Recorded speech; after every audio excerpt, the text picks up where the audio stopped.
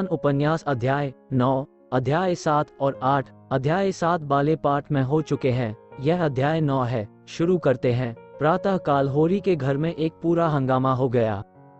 होरी धनिया को मार रहा था। धनिया उसे गालियां दे रही थी। दोनों लड़कियां बाप के पांवों से लिपटी चिल्ला रही थीं और गोबर मां को बचा रहा था। बार बार होरी का हाथ पकड़कर पीछे धकेल देता, पर ज्यों ही धनिया के मुंह से कोई गाली निकल जाती, होरी अपने हाथ छुड़ाकर उसे 2-4 घूंसे और लात जमा देता। उसका बूढ़ा क्रोध जैसे किसी गुप्त संचित शक्ति को निकाल लाया हो।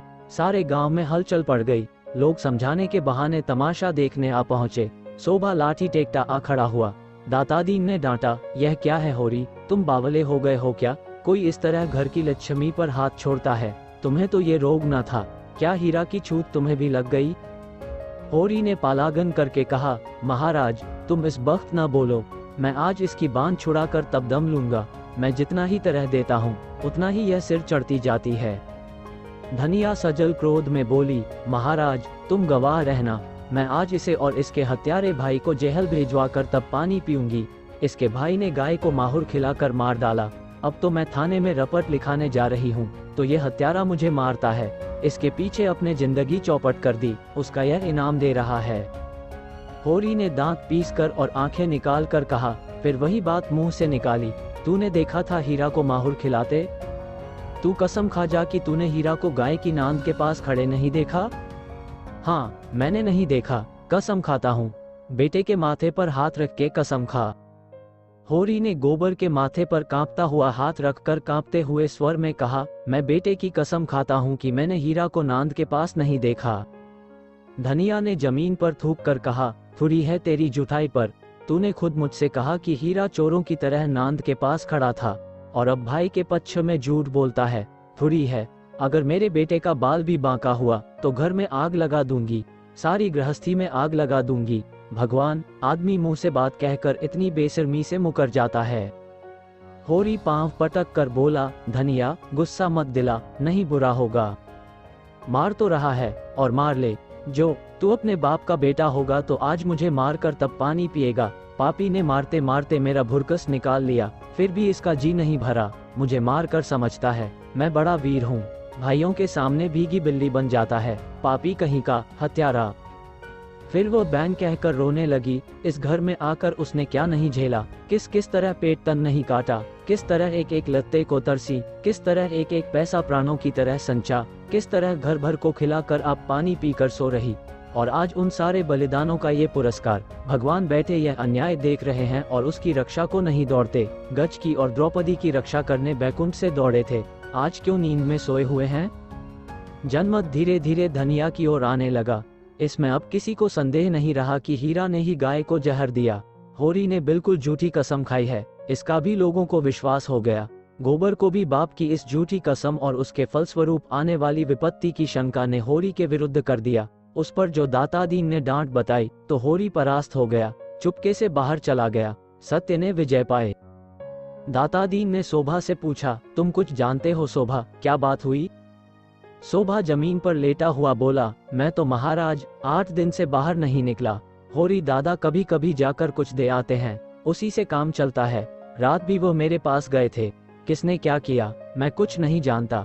हाँ, कल सांझ को हीरा मेरे घर खुरपी मांगने गया था, कहता था एक जड़ी खोदना है। फिर तब से मेरी उससे भेंट नहीं हुई। धनिया इतनी शह पाकर बोली, पंडित दादा वो उसी का काम है। शोभा के घर से खुरपी मांग कर लाया और कोई जड़ी खोद कर गाय को खिला दी। उस रात को जो झगड़ा हुआ था उसी दिन से वह खार खाए बैठा था। दातादीन बोले, ये बात साबित हो गई तो उसे हत्या लगेगी। पुलिस कुछ करे या न करे, धर्म तो बिना दंड दिए न रहेगा। चली तो जा रुपया, हीरा को बुला ला, कहना पंडित दादा बुला रहे हैं।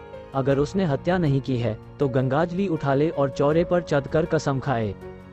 धनिया बोली, महाराज उसके कसम का भरोसा नहीं, चटपट खा लेगा। जब इसने झूठी कसम खा ली जो बड़ा धर्मात्मा बनता है तो हीरा का क्या विश्वास? अब गोबर बोला, खा ले झूठी कसम, वंश का अंत हो जाए। बूढ़े जीते रहें, जवान जीकर क्या करेंगे? रूपा एक क्षण में आकर बोली, काका घर में नहीं है। पंडित दादा, काकी कहती हैं कहीं चले गए हैं। दातादीन ने लंबी दाढ़ी फटकार कर कहा, तूने पूछा नहीं कहाँ चले गए हैं? घर में छिपा बैठा न हो, देख तो सोना भीतर तो नहीं बैठा? धनिया ने टोका, उसे मत भेजो दादा, हीरा के सिर हत्या सवार है, न जाने क्या कर बैठे। दातादीन ने खुद लकड़ी संभाली और खबर लाए कि हीरा सचमुच कहीं चला गया है। पुनिया कहती है लुटिया डोर और डंडा सब लेकर गए हैं। पुनिया ने पूछा भी कहाँ जाते हो, पर बताया नहीं। उसने 5 रुपए आले में रखे थे, रुपए वहां नहीं है, 60 रुपए भी लेता गया। धनिया शीतल हृदय से बोली, मुंह में कालिक लगाकर कहीं भागा होगा। शोभा बोला, भाग के कहाँ जाएगा, गंगा नहाने न चला गया हो? धनिया ने शंका की, गंगा जाता तो रुपए क्यों ले जाता, और आजकल कोई परब भी तो नहीं है। इस शंका का कोई समाधान न मिला। धारणा दृढ़ हो गई। आज होरी के घर भोजन नहीं पका, न किसी ने बैलों को सानी पानी दिया। सारे गांव में सनसनी फैली हुई थी। 2-2, 4-4 आदमी जगह जगह जमा होकर इसी विषय की आलोचना कर रहे थे। हीरा अवश्य कहीं भाग गया, देखा होगा कि भेद खुल गया, अब जेहल जाना पड़ेगा, हत्या अलग लगेगी, बस कहीं भाग गया। पुनिया अलग रो रही थी, कुछ कहा न सुना, न जाने कहाँ चल दिए।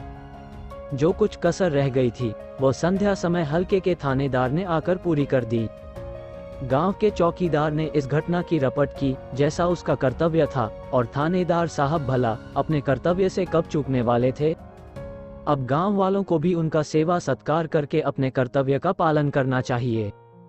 दातादीन, झिगुरी सिंह, नोखेरम, उनके चारों प्यादे, मंगरू शाह और लाला पटेश्वरी सभी आ पहुंचे और दारोगा जी के सामने हाथ बांध कर खड़े हो गए। होरी की तलबी हुई। जीवन में ये पहला अवसर था कि वह दारोगा के सामने आया।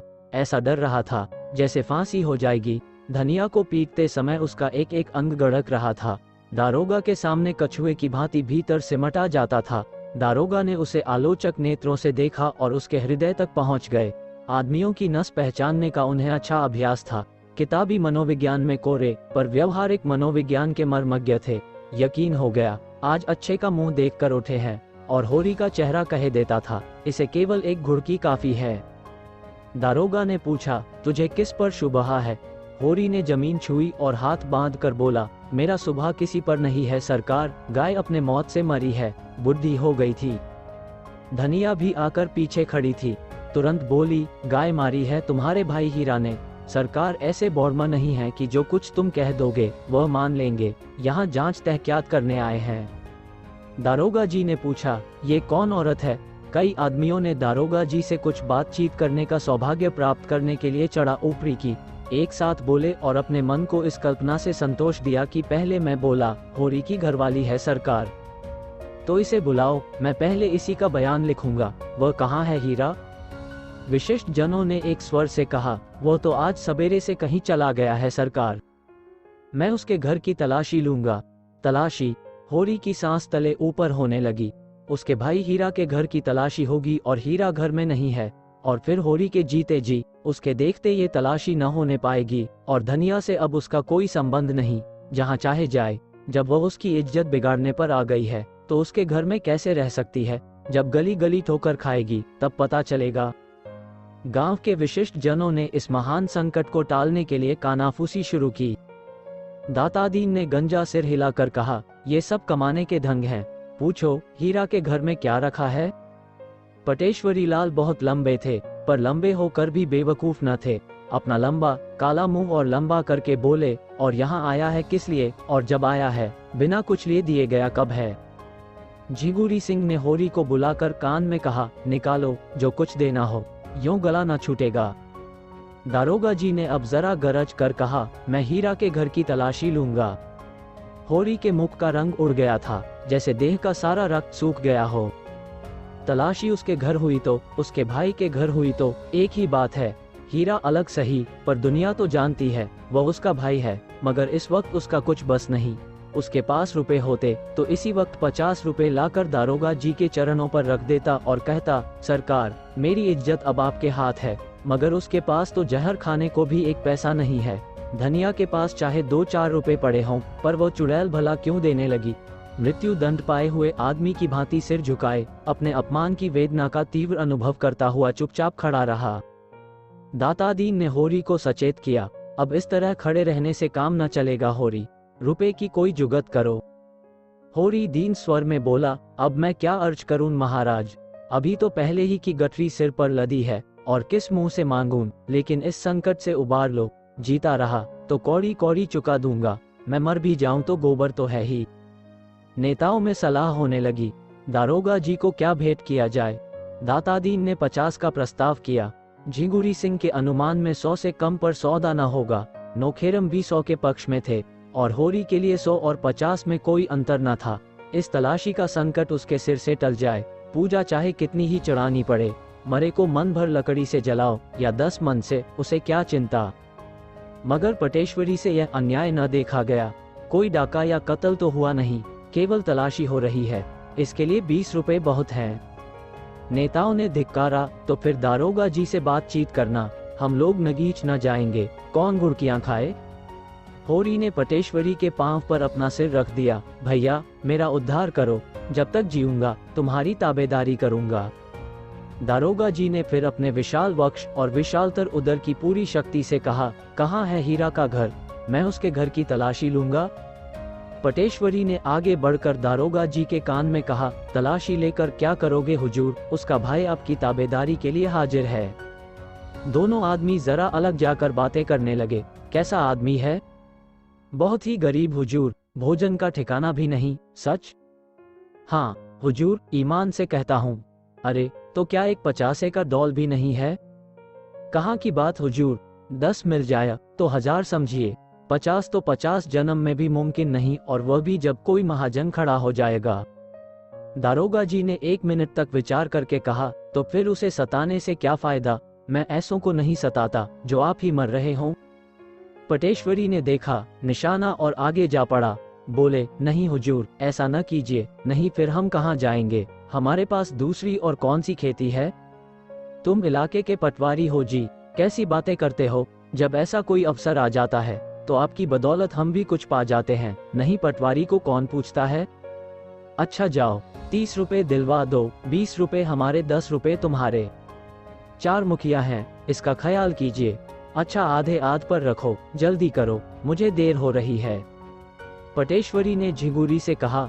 झिंगुरी ने होरी को इशारे से बुलाया, अपने घर ले गए, 30 रुपए गिनकर उसके हवाले किए और एहसान से दबाते हुए बोले, आज ही कागज लिखा लेना, तुम्हारा मुंह देखकर रुपए दे रहा हूँ, तुम्हारी भलमनसी पर। होरी ने रुपए लिए और अंगोछे के कोर में बांधे प्रसन्न मुख आकर दारोगा जी की ओर चला। सहसा धनिया झपट कर आगे आई और अंगोछी एक झटके के साथ उसके हाथ से छीन ली।